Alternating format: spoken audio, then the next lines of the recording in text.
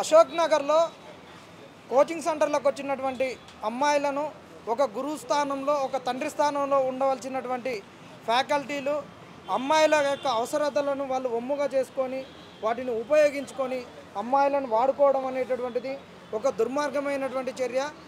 ఇలాంటి గతంలో కూడా చాలా జరుగుతున్నాయి. ఈ యొక్క చాప కింద నీరు లెక్క పాకుతూ ఉన్నాయి. వీటిని ఎవరు కట్టడి చేసేటటువంటి పరిస్థితి లేకుండా ఉంటున్నది. ఇది అంతర్గతంగా ఇన్స్టిట్యూట్లలో కూడా ఒక ఇన్స్టిట్యూట్కి పేరు వస్తే చెడ్డ పేరు వస్తే ఇంకొక ఇన్స్టిట్యూట్కి పేరు వస్తుంది.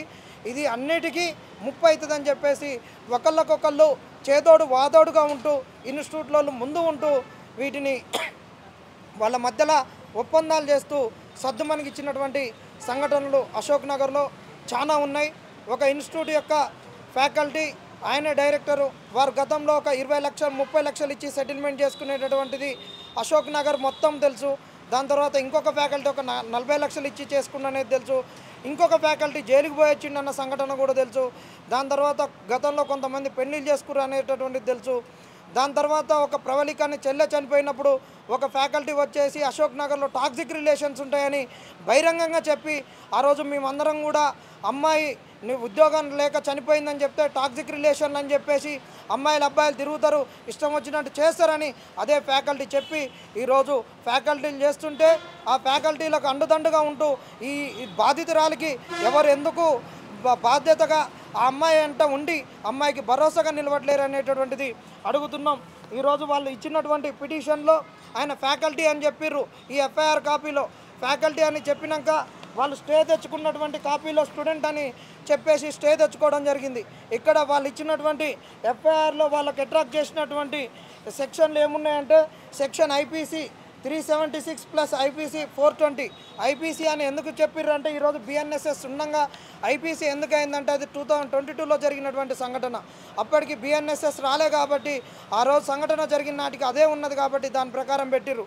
వారు ఆ ఇచ్చినటువంటి స్టే పిటిషన్లో ఆయన మీద ఎలాంటి యాక్షన్స్ జరగొద్దని చెప్పి స్టే తెచ్చుకున్న దాంట్లో ఆయన ఏం చెప్పించారంటే ఇద్దరికి మాకు సమ్మతమే అంగీకారమే అని చెప్పేసి ఆయన సాయి గౌతమ్ అని చెప్పడము.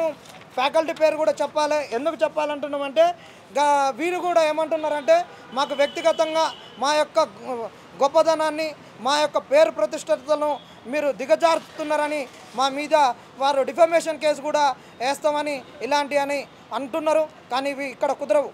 ఎందుకంటే మీరు మీ మీద ఉన్నది కాబట్టి మేము చెప్తున్నాం. ఇట్లా ఈరోజు మీరు ఫ్యాకల్టీగా ఉండి స్టూడెంట్ అని తెచ్చుకున్నారు, మరి రేపు ఇంకొక నాడు ఏమని స్టే తెచ్చుకుంటారు?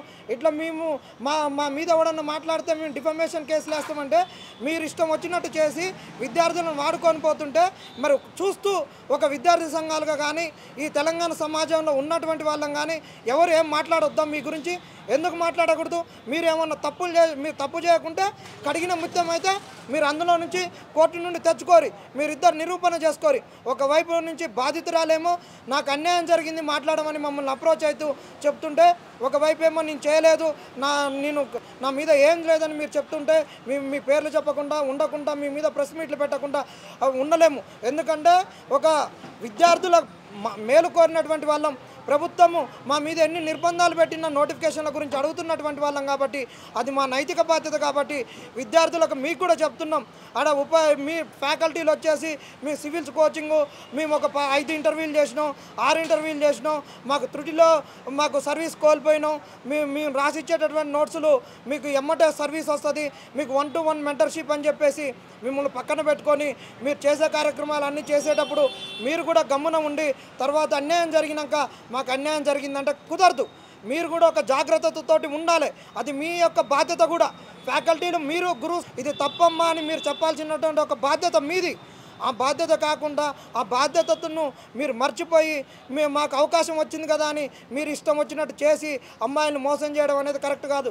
స్టూడెంట్స్ మీరు బాధ్యతగా ఉండాలి, ఉపాధ్యాయులు వాళ్ళు కూడా బాధ్యతగా ఉండాలి. ఇక్కడ ప్రభుత్వానికి కూడా బాధ్యత ఉంది. ఈ కాంగ్రెస్ ప్రభుత్వంలో ప్రభుత్వ ఇన్స్టిట్యూట్లను బలోపేతం చేస్తామని చెప్పేసి ఇక్కడ అశోక్ నగర్కి వచ్చేసి బట్టి విక్రమార్క గారే వచ్చి కోచింగ్లో ఇన్స్టిట్యూట్లను ఓపెన్ చేయడం అనేటటువంటిది సరైనది కాదు. దీన్ని ఖండిస్తున్నాం. ఈ అశోక్ నగర్లో ఉన్నటువంటి ఆర్సీ రెడ్డి ఎన్నో సంవత్సరాల నుంచి ఉన్నది.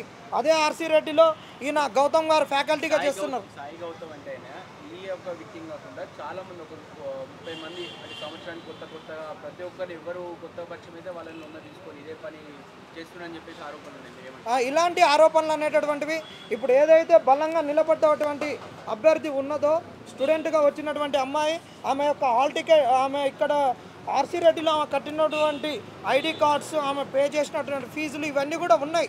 స్టూడెంటే ఈరోజు అన్ని ఆధారాలతో మేము ముందుకు వచ్చినాం. ఈరోజు ముందుకు వచ్చింది ఎవరినో ఇబ్బందులు పెట్టడానికి ఏదో కాదు. అశోక్ నగర్లో ఈ కల్చర్ అనేటువంటిది మాఫీ అయిపోవాలి, ఈ కల్చర్ ఉండొద్దు. ఇక్కడ ఉన్నటువంటి అభ్యర్థులు కూడా జాగ్రత్తగా ఉండాలని చెప్తున్నాం. ఎందుకంటే ఇది అదును.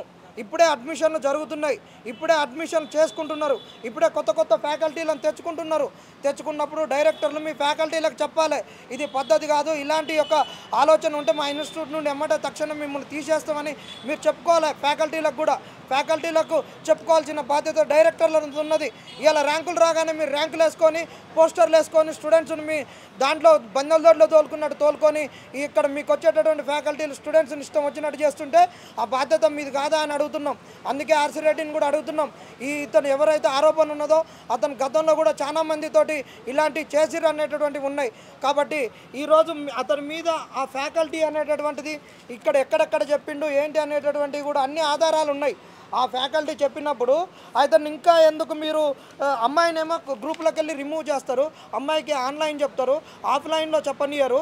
ఆఫ్లైన్ నుంచి వద్దు నువ్వు వస్తే గడబడవుతుందని చెప్పినాక స్టూడెంట్ని సస్పెండ్ చేసి గ్రూపులలోకి వెళ్ళి రిమూవ్ చేసి ఆయన మీద అయినాక కూడా ఇంకా ఫ్యాకల్టీగా ఎందుకు కొనసాగిస్తున్నారు? ఇది ఒక నైతిక బాధ్యతగా ఆర్సీ రెడ్డి గారు, మీ ఇన్స్టిట్యూట్కు మంచి పేరు ఉన్నది, మీరు కూడా ఒక లెఫ్ట్ వింగ్ నుంచి వచ్చినటువంటి వాళ్ళు, మీరు కూడా 2012లో ఒక ఎమ్మెల్సీగా సిపిఐ పార్టీ నుండి పోటీ చేసినటువంటి వారు, మీరు పెద్దన్న పాత్ర పోషించి ఈ అన్ని ఇన్స్టిట్యూట్ల డైరెక్టర్లను ఒక్కడ కూర్చోబెట్టి ఇన్స్టిట్యూట్లలో ఇది జరగొద్దని ఒక బాధ్యత మీరు కూడా తీసుకోవాలి. ఒక ఆడ మనిషిగా ఉన్నటువంటి వ్యక్తి ఒక బాలలత గారు ఉన్నారు, వాళ్ళు కూడా అన్నిటిలలో ముందుంటామని చెప్పి మాట్లాడతారు. అన్ని నైతిక విలువలను చెప్పేటటువంటి వాళ్ళు, మీరు అన్నిటిలలో ముందుండి ఈ విషయంలో ఎందుకు వెనకంజ ఉంటున్నారు? మరి మీరు కూడా అన్ని ఫ్యాకల్టీలను అన్ని డైరెక్టర్లను పిలిపించి మీరు ఎందుకు చెప్పట్లేరు? ఇది చెప్పాల్సిన బాధ్యత ఉన్నది. ఇది గ్రూప్ 2, గ్రూప్ 1 అన్ని సివిల్స్ అన్ని కోచింగ్ ఇన్స్టిట్యూట్లలో ఇది జరుగుతున్నటువంటిది. ఇది బయటికి రావట్లేదు. బయటకు వచ్చింది కాబట్టి ఈ బయటకు వచ్చిన దాన్ని పెట్టి మేము బలంగా అడుగుతున్నాం. ఇలాంటివి కనుక పునరావృతం అయితే మాత్రం ఊకునేదే లేదు, సహించేదే లేదు. ఈ అమ్మాయికి న్యాయం జరగాలి. మీ మధ్యలో ఇది ఏదైతే మీరు మా ఇద్దరి మధ్యలో ఒప్పందం అని చెప్పి కోర్టు నుండి స్టే తెచ్చుకున్నారో, ఒప్పందం అని చెప్పినాక మరి ఎందుకు పెళ్లి చేసుకోలేదు?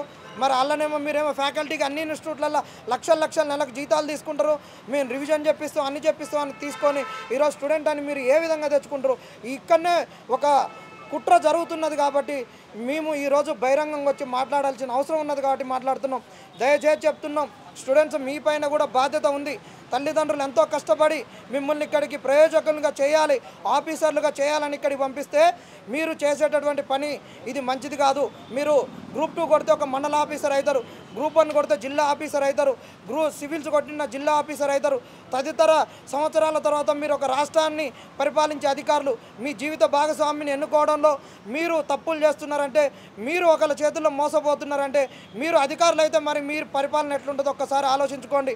వాళ్ళు ఏదో చెప్పగానే మీరు పోయి వాళ్ళ దగ్గర ఏదేది కావాలో అన్నీ మీరు చేసుకున్నాక నన్ను పెళ్లి చేసుకోవట్లేడని మోసపోయినమని వచ్చి చెప్పడం కూడా అది భావ్యం కాదు.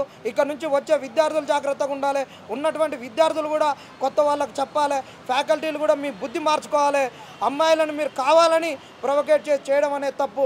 అమ్మాయిలు అట్లా చేసినా కానీ వాళ్ళకు బుద్ధి చెప్పాల్సిన బాధ్యత మీదని ఒక బాధ్యత గల ఒక నిరుద్యోగ జేఏసీ నాయకునిగా అశోక్ నగర్ నుంచి మిమ్మల్ని అందరినీ వేడుకోవడం జరుగుతుంది. ఇక్కడ జనార్దన్ ఆర్సీ రెడ్డిలో సార్ కంప్లైంట్ అయింది, అది ఎంక్వైరీ జరుగుతుంది. సో ఇక్కడ విక్టిమ్ని ఒక అంటే జరుగుతున్న అకాడమిక్ ఇయర్ అందులో నుంచి తీసేయడాన్ని ఎలా చూస్తుంది? తీసేయడం అనేటటువంటిది అందుకే చెప్తున్నాం, ఒక తప్పు జరిగినప్పుడు అమ్మాయి చదువుకోవడానికి వచ్చింది, ఫ్యాకల్టీని అట్టనే ఉంచి ఆయన మీద ఆరోపణ ఉంది, అమ్మాయి నాకు అన్యాయం జరిగిందని చెప్పింది.